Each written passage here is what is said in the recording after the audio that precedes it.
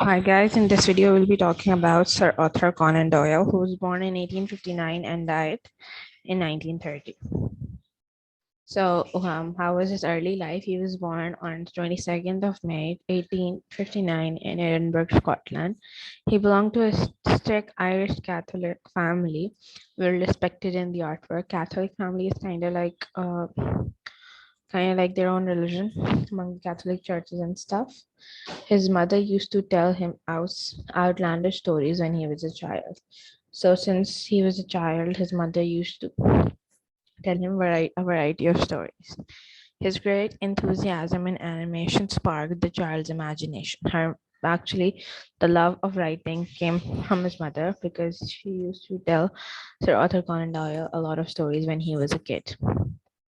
Early life, he says, in my early childhood, as far as I can remember, anything at all, the vivid stories she would tell me stand out so clearly that they obscure the real facts of my life. So more than anything he can remember are the stories his mother used to tell him. His early life continuation from 1898 to 1870. Doyle was shipped off to England to attend a Jesuit preparatory school. Shipped means he was sent. Then he went to on a study at Snowyhurst College for the next 5 years. Okay, the boarding school experience was brutal for him. Many of his classmates bullied him, and the school practiced ruthless corporal punishment against its students. So basically, his boarding school experience was not good. Medical education and career. His parents expected that he would follow his family's footsteps and study art, but he decided to pursue a medical degree at the University of Edinburgh instead. His parents wanted him to study art, but he wanted to study medical. At med school, Doyle met his mentor, Professor Dr. Joseph Bell, whose keen powers of observation would later inspire Doyle to create his famed fictional detective character, Sherlock Holmes. So this is how he came across Sherlock Holmes. At the University of Edinburgh, Doyle also had the good fortune to meet classmates and future fellow authors James Barrie and Robert Louis Stevenson. So he met these two great people at this University of Edinburgh. While a medical student, Doyle wrote his first short story called The Mystery of Sasasa Valley, that was followed by a second story, The American Tale, which was published in the London Society.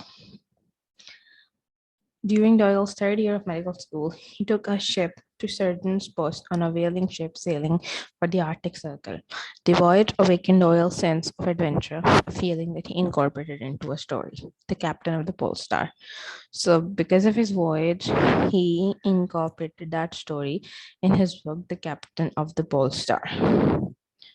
In 1885, for his personal life, he met and married his first wife, Lucia Hawkins. The couple had two children, a son and a daughter, as you can see in the picture. In 1893, Louisa was diagnosed with tuberculosis and she died in 1906. The following year, Doyle would remarry to Jean Leckie, with whom he would have two sons and a daughter. In 1886, Doyle started writing the mystery novel A Tangled Skein. 2 years later, the novel was renamed A Study in Scarlet and published in Beaton's Christmas Annual. So that was a big success for him.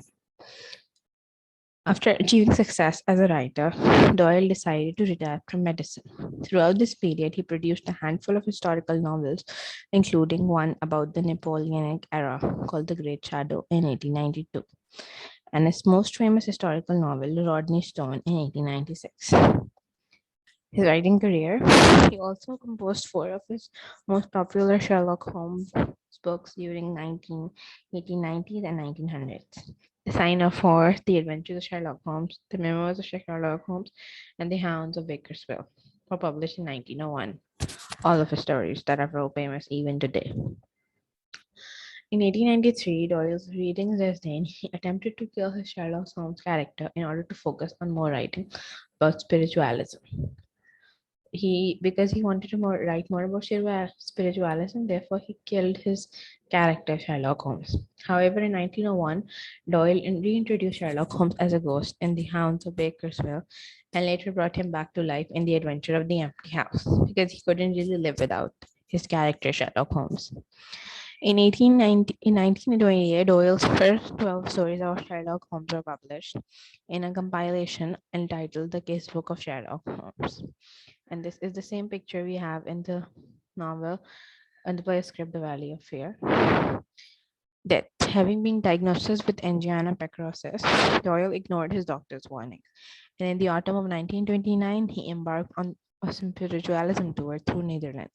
Even though his doctor had asked him to take care of himself, but even then he went to a tour to Netherlands. He returned home with chest pains, and he was almost entirely bedridden at his home in Crowborough, England. Doyle died in his house on July 7, 1930. That is all about Conan Doyle. Thank you for watching.